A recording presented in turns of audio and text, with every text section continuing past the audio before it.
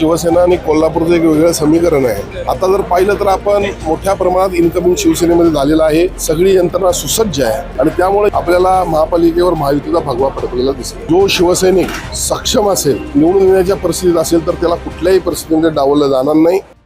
कोल्हापूर महानगरपालिकेच्या निवडणुकीच्या पार्श्वभूमीवर आज शिवसैनिकांचा मेळावा या ठिकाणी संपन्न झाला। म्हणजे मोठ्या प्रमाणात या ठिकाणी शिवसैनिक उपस्थित होते। काय सांगाल साहेब? नाही, शिवसेना आणि कोल्हापूरचं एक वेगळं समीकरण आहे।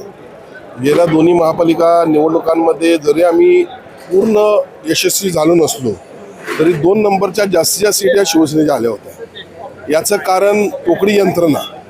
आता जर पाहिलं तर आपण मोठ्या प्रमाणात इन्कमिंग शिवसेनेमध्ये झालेला आहे। सगळी यंत्रणा सुसज्ज आहे आणि त्यामुळे येणाऱ्या या निवडणुकीमध्ये आपल्याला महापालिकेवर महायुतीचा भगवा फडकलेला दिसेल। अनेक जण इच्छुक आहेत, तर कशा पद्धतीने उमेदवारी देत असताना निकष लावले जाणार आहे? सगळ्यात महत्त्वाचं म्हणजे जो शिवसैनिक सक्षम असेल आणि निवडून येण्याच्या परिस्थितीत असेल तर त्याला कुठल्याही परिस्थितीमध्ये डावललं जाणार नाही। बाकीचं निवडणुका लढत असताना निवडून येणे हा क्रायटेरिया ठेवून उमेदवाराची निवड करणं हे अत्यंत महत्त्वाचं असतं आणि त्यामुळे या सगळ्या गोष्टींची सांगड घालून एकत्रित उमेदवार जाहीर करून या महापालिकेवर महायुतीचा भगवा फडकेल याची मला खात्री आहे।